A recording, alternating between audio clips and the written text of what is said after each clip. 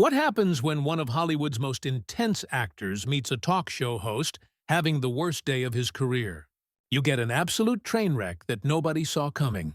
And tonight, I'm breaking down every explosive moment of Tom Hardy's appearance on The Late Show that ended with security escorting him off the stage.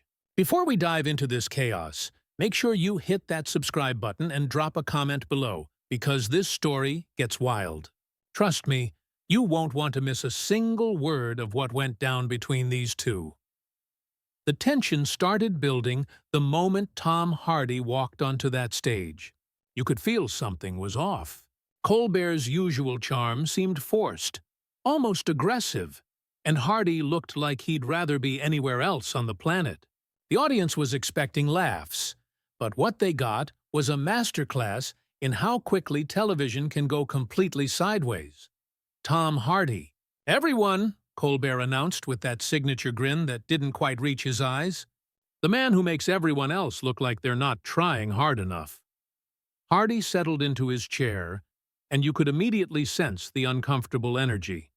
His posture was defensive, shoulders slightly hunched, eyes scanning the studio like he was calculating escape routes. This wasn't the relaxed, charming guest appearance audiences were used to seeing. "So, Tom," Colbert began, leaning forward with an intensity that felt more like an interrogation than an interview. "I have to ask about your latest film. Some critics are saying it's your most, how should I put this, challenging performance yet. And by challenging, I mean challenging to watch." The audience let out a few nervous chuckles, but Hardy's expression remained stone cold. "I'm sorry. What exactly are you asking me?" "Oh, come on, Tom, you know what I'm getting at. The movie's been getting some pretty harsh reviews. Some people are saying you might be losing your edge, getting a bit too comfortable, maybe." This was not the typical late-night banter.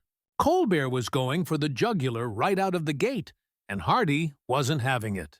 You could see his jaw tighten, his eyes narrow just slightly.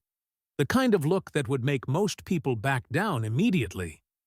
"I think you might have me confused with someone who gives a damn about what some critic thinks," Hardy replied, his voice low and measured. "I make films for people who actually understand what they're watching." The studio audience was dead silent now. This wasn't going according to script, and everyone in that room could feel it. Colbert's smile became more forced, more predatory. "Wow, that's quite defensive for someone who's supposed to be here promoting their work. I mean, isn't part of being an actor accepting criticism gracefully?" "Gracefully?" Hardy repeated, letting the word hang in the air like a challenge. "Is that what you call this? Graceful?" Colbert's mask was starting to slip. Whatever personal issues he was dealing with, whatever bad day he was having, it was all coming out now, focused like a laser on his guest. "Look, Tom, I'm just trying to have a conversation here, but if you're going to be difficult about every question—" "Difficult?" Hardy's voice raised just enough to cut through the studio's tense silence. "You invite me on your show, then spend the first few minutes trying to tear me down, and I'm the one being difficult?" The host's face flushed red. This was not how things were supposed to go. Late-night television has rules, unspoken agreements between host and guest. You come on, you play the game, you promote your project, everyone goes home happy. But Colbert had thrown the playbook out the window, and Hardy wasn't about to play along. "I'm asking legitimate questions about your career, your choices as an actor. If you can't handle that level of scrutiny, maybe you shouldn't be in this business." That was the moment everything changed. Hardy's entire demeanor shifted. The defensive posture melted away, replaced by something much more dangerous. He leaned forward in his chair, matching Colbert's aggressive energy with his own brand of controlled fury. "Scrutiny?" Hardy's voice was barely above a whisper, but it carried more menace than any shout. "You think this is scrutiny? You think you're some kind of journalist uncovering the truth? You're a talk show host, mate. You tell jokes and interview celebrities. Don't confuse yourself with someone who actually matters," the audience gasped. This was crossing lines that nobody crosses on national television. But Hardy wasn't done. I came here as a professional courtesy to talk about a film I'm proud of, with people who might actually want to see it. But instead, I get some bitter middle-aged man taking his personal problems out on me because he's having a bad day. Colbert's face went from red to purple. His hands were clenched on his desk, knuckles white. The cameras were still rolling, capturing every second of this complete meltdown of professional decorum. "You don't know anything about me or my personal life," Colbert snarled. "But I know plenty about yours. All the troubles, all the controversies, all the times you've been difficult on set. Maybe the problem isn't everyone else, Tom. Maybe the problem is you." Hardy stood up slowly, and the entire studio held its breath. This was uncharted territory, and nobody knew what was coming next. Whoopi's voice cut through the tension like a blade. "Prince Harry, let me tell you something about hardship. I grew up in poverty in New York City housing projects. I was a single mother on welfare who worked multiple jobs to survive. Don't you dare tell me I don't understand adversity." Harry's face contorted with dismissive arrogance. "Oh, please, spare me the sob story. Everyone has their struggles, but not everyone gets to profit from them on national television." The studio gasped audibly. Joy's mouth fell open in shock. "Did you just call Whoopi's life experience a sob story? Are you completely out of your mind?" "I'm tired of everyone acting like their problems are unique," Harry continued, oblivious to the growing outrage around him. "At least you had choices. I was born into a system that controlled every aspect of my life." Sarah's voice was shaking with controlled fury. "You were born into privilege that most people can only dream of. You had the best education, health care, and opportunities money could buy." "Privilege?" Harry scoffed. "You call being followed by paparazzi since childhood privilege? You call having your every mistake broadcast to the world privilege? You call watching your mother die because of media harassment privilege?" Alyssa leaned forward, her voice steady but firm. "Prince Harry, your mother's death was tragic, and nobody minimizes that. But you've used that tragedy to justify some pretty questionable behavior." "Questionable behavior?" Harry's voice rose to an almost shout. "What exactly have I done that's questionable? Left a toxic environment? Stood up for my wife against racist attacks? Tried to protect my children from the same fate that killed my mother?" Sunny's legal instincts kicked in as she pressed forward. "You've publicly attacked your family, made allegations without providing evidence, and profited millions from private family conversations. Those are facts, not opinions." "Facts?" Harry laughed bitterly. "Your facts are tabloid gossip dressed up as journalism. You people wouldn't know a real fact if it slapped you in the face." The insult was the final straw for Joy. "Okay, that's enough. Who do you think you are coming into our house and insulting us? We've been nothing but respectful, and you've been nothing but hostile." "Respectful?" Harry's voice dripped with sarcasm. "You ambushed me with gotcha questions designed to make me look bad. That's not respectful. That's manipulative." Whoopi slammed her hand on the table, the sound echoing through the studio. "Prince Harry, we asked you about your own public statements. If you can't defend what you've said publicly, then maybe you shouldn't have said it." "I can defend everything I've said," Harry shot back. "What I can't defend against is a coordinated attack by people who've already made up their minds about me." Sarah stood up, her patience completely exhausted. "Prince Harry, you've called us gossipers, accused us of lacking integrity, dismissed our life experiences, and now you're claiming we're part of some conspiracy against you. Do you hear how paranoid that sounds?" "Paranoid?" Harry's voice was incredulous. "I've been dealing with media conspiracies my entire life. You people are all the same, twisting words, creating drama where none exists." Alyssa shook her head in disbelief. "Prince Harry, you're creating the drama right now. We invited you here for a conversation, and you've turned it into a personal attack on every single one of us." "Because you've attacked me first," Harry protested, his face flushed with anger. Every question has been designed to trap me, to make me look like the villain. Sonny's voice was ice cold. Prince Harry, if you feel like a villain, maybe that's something you need to examine within yourself. We've simply asked you to explain your public actions. My public actions? Harry's voice cracked with emotion. Everything I've done has been to protect my family and tell my truth. If you can't understand that, then you're not as smart as you think you are. The studio fell silent at the personal attack. Joy's face was red with fury. Did you just call us stupid? After everything we've accomplished, you have the audacity to question our intelligence? I'm questioning your judgment, Harry clarified, though his tone remained condescending. Smart people would understand the impossible position I was put in. Smart people would have empathy for someone who lost everything. Lost everything? Whoopi's voice was filled with disbelief. You have a beautiful family, a mansion in California, multiple lucrative deals, and more money than most people see in a lifetime. What exactly did you lose? I lost my birthright, Harry declared dramatically. I lost my position, my roles, my country, my family relationships. I sacrificed everything for love. Sarah couldn't contain her frustration any longer.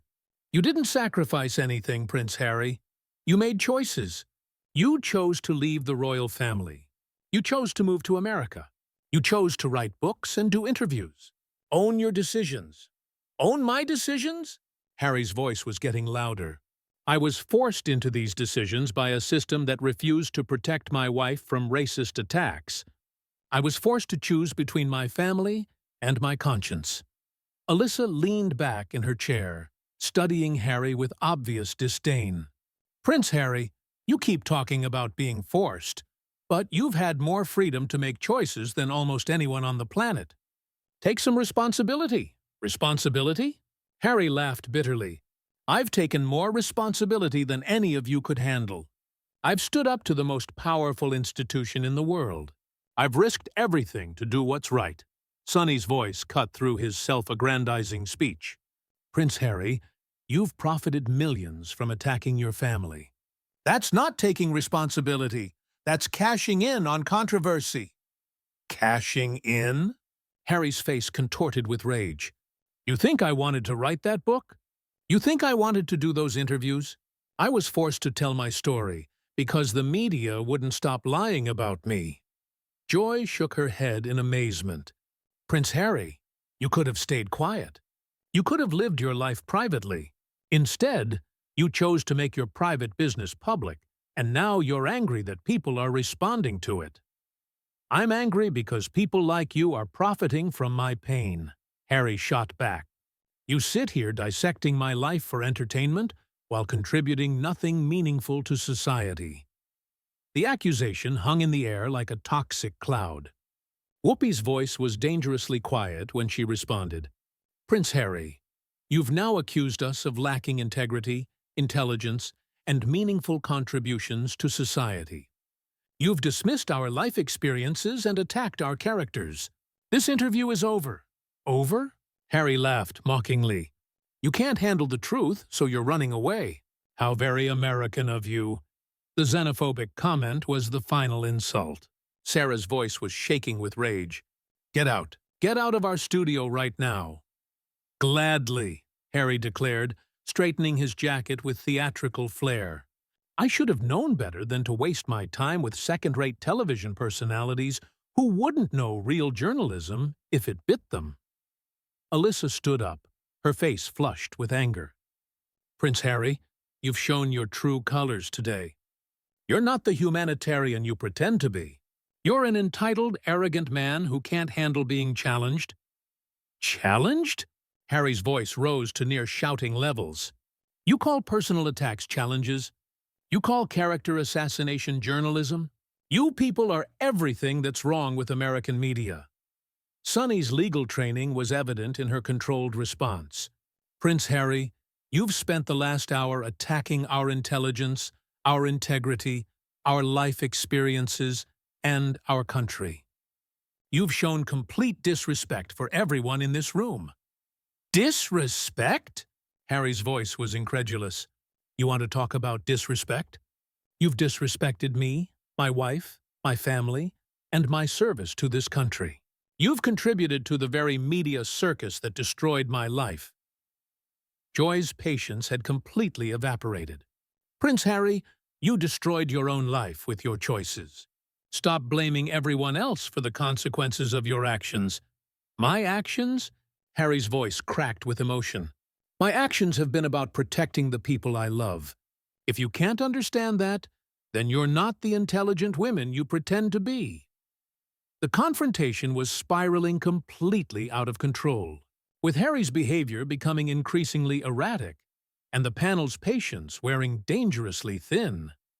Whoopi rose from her chair, her imposing presence filling the studio as she pointed directly at Harry. Prince Harry, you have crossed every line of decency and respect. You've insulted our intelligence, our integrity, our experiences, and our professionalism. I want you out of the studio immediately. Harry's face twisted with defiant rage. You can't kick me out.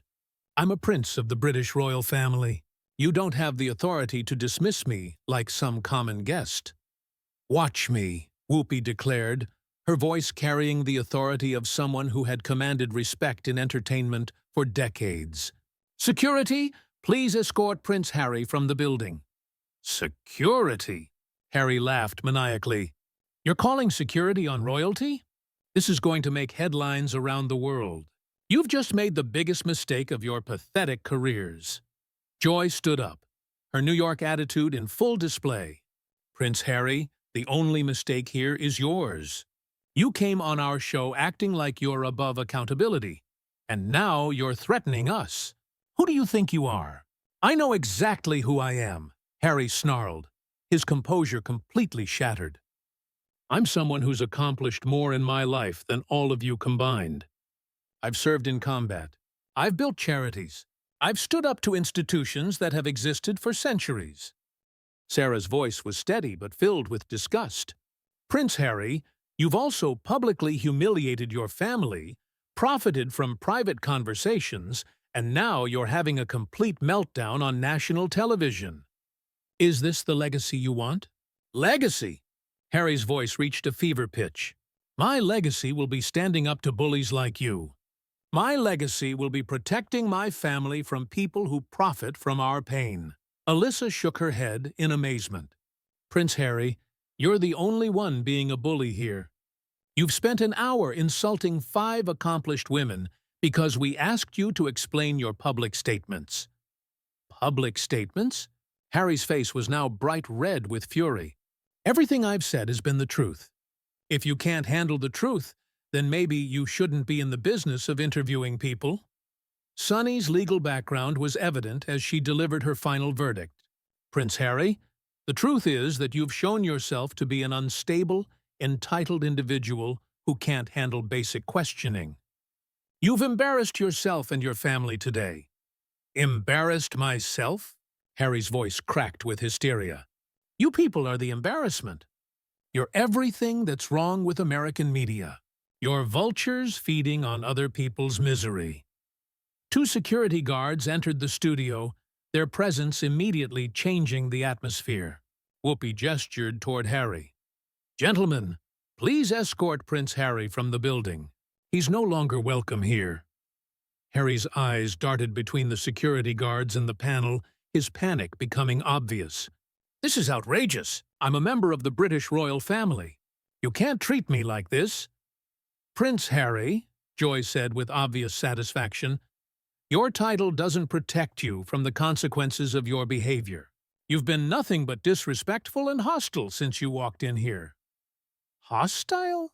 Harry's voice was now shrill with desperation. I came here in good faith, and you ambushed me with gotcha questions and personal attacks. This entire interview was a setup. Sarah stood with her arms crossed, her disgust evident. Prince Harry, we asked you about your own words and actions. If you can't defend them, that's your problem, not ours. I can defend everything I've done, Harry protested as the security guards moved closer. What I can't defend against is a coordinated attack by people who've already decided I'm guilty. Alyssa's voice was filled with disdain. Prince Harry, you're guilty of being arrogant, entitled, and completely out of touch with reality. You've proven that beyond any doubt today. Out of touch?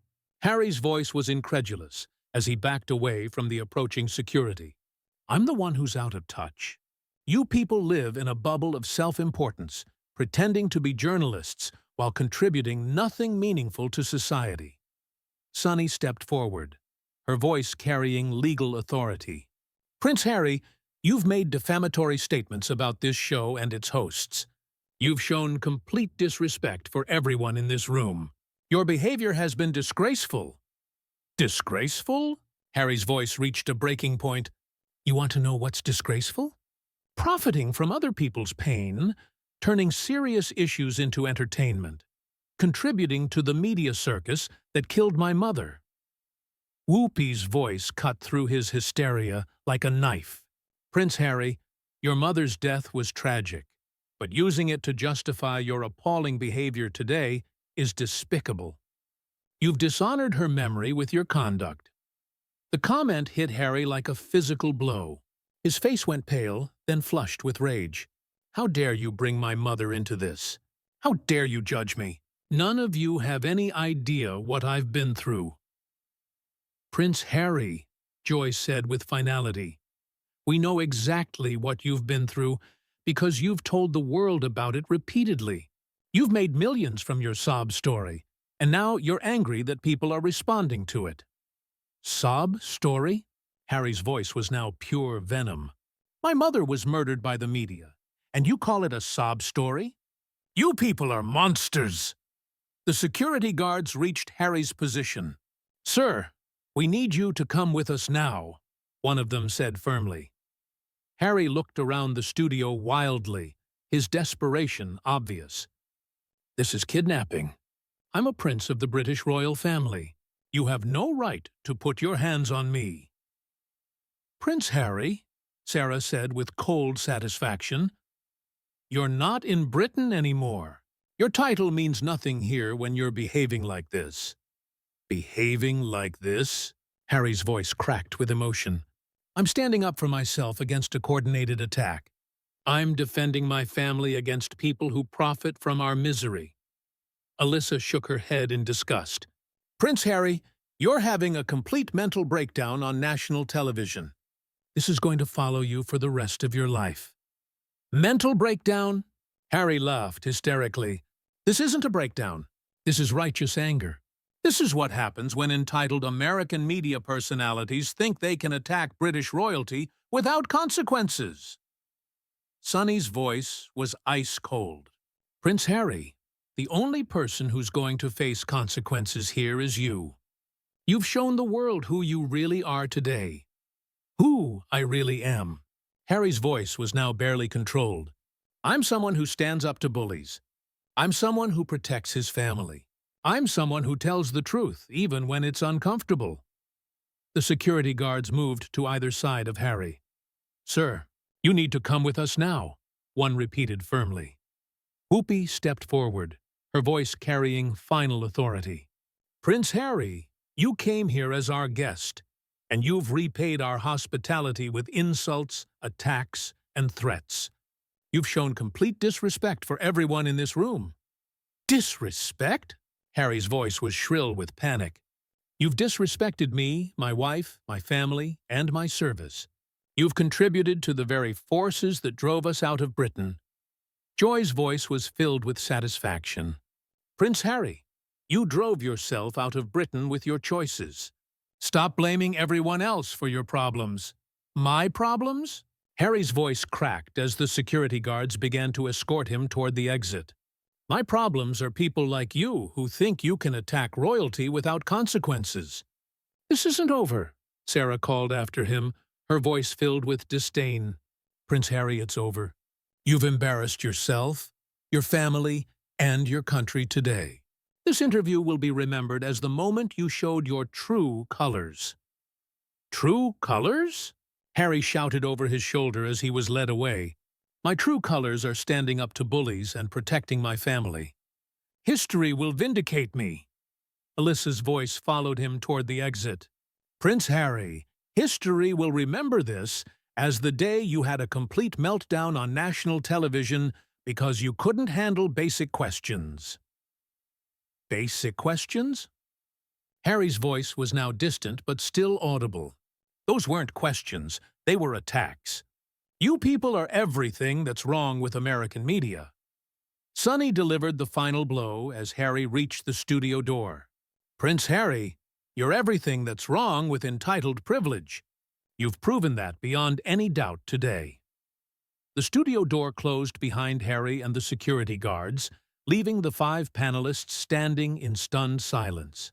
The confrontation was over, but the impact would reverberate for years to come. Whoopi slowly returned to her seat, her composure gradually returning. Well, that was certainly something we've never experienced before on The View. Joy sat down heavily, shaking her head in disbelief. I've interviewed a lot of difficult guests over the years, but I've never seen anything like that. The entitlement, the arrogance, the complete lack of self-awareness.